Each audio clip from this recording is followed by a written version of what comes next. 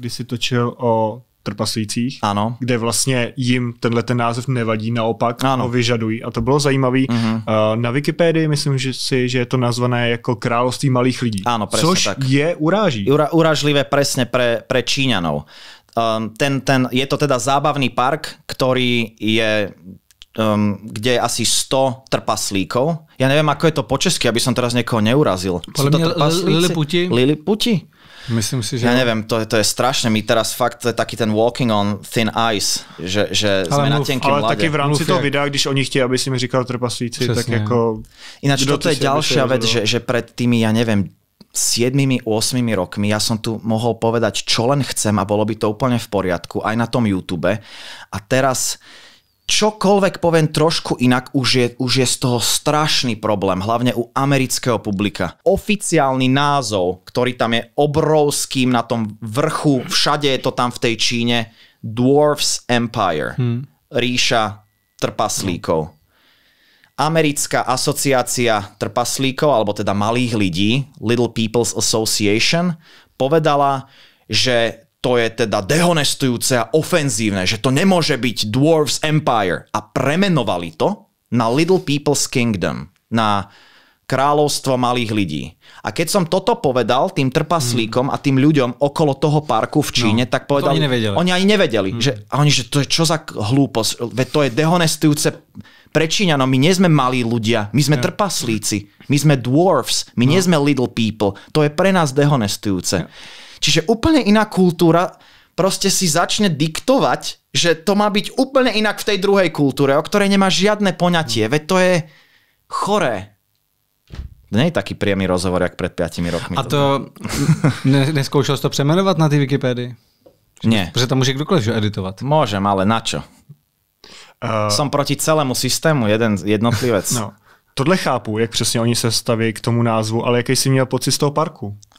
Veľmi dobrý. Veľmi dobrý. Ja som tam išiel s tým, že som vedel, že je okolo toho hrozná kontroverzia a ja som si teda čítal hlavne články zo západných médií predtým v rámci researchu a strašne veľa tých médií hovorí o tom, že je to ľudská zoo, že ich tam vykoristujú tých trpaslíkov, že sa tam akože na nich smejú tí ľudia, je to ako cirkus. Sú tam určite nejaké prvky cirkusu, ale keď...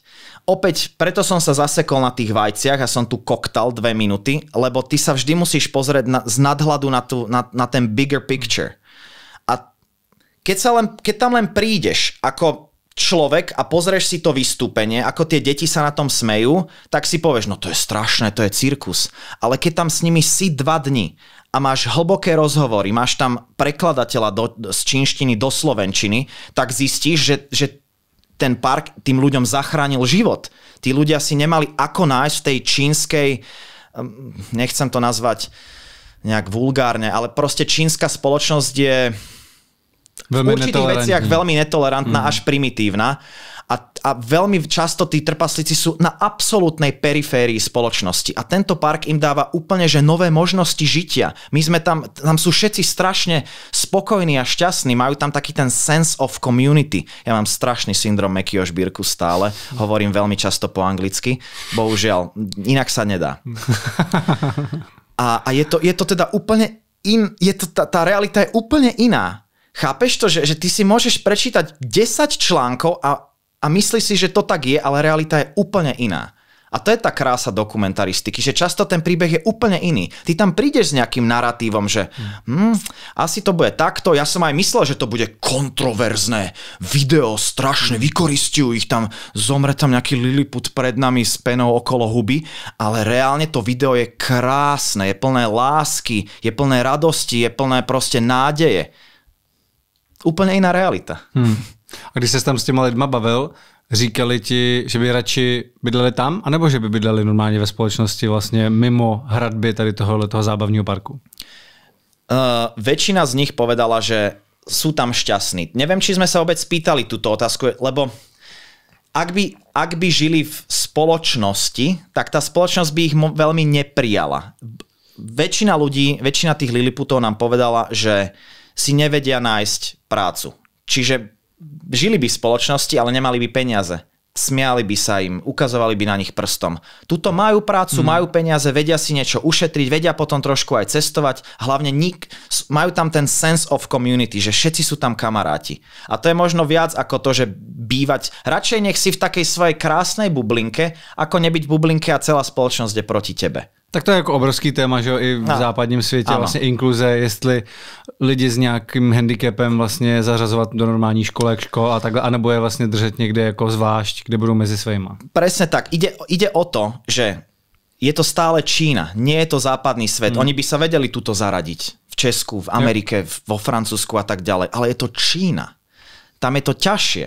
Čiže radšej budú v tom zábavnom parku ako niekde v nejakom veľkomeste, kde proste cítia tie pohľady, nedajú im tú prácu, veľa ich žobre. Už až tak veľa nie, to bolo v minulosti, ale ten život je mnohonásobne náročnejší a komplikovanejší. Jasně, no. Je pravda, že to nelze ty kultury srovnávat. Presne je to tak, úplně jiný svět. presne tak. Ale z pohledu toho západního světa vlastně nás je tam. Já jsem to tak trošku viděl, ta strašná podobnost s tím, co se dělo dřív třeba v cirkusech, že byl někde nějaký handicapovaný člověk a vlastně ho vystavovali v kleci a lidi se chodili bavit a házeli po něm rajčata a tak dále. Takže vlastně jako nějaký principál cirkusu vydělával na tom, že nějaký člověk neměl takový štěstí jako ostatní. No. Je to presne tak, ako hovoríš. Ja presne, ako som povedal na začiatku, sú tam samozrejme prvky cirkusu, ale keď sa na to pozrieš z nadhľadu, tak im to reálne zlepšuje životy. Lebo je to čínska spoločnosť. Jo.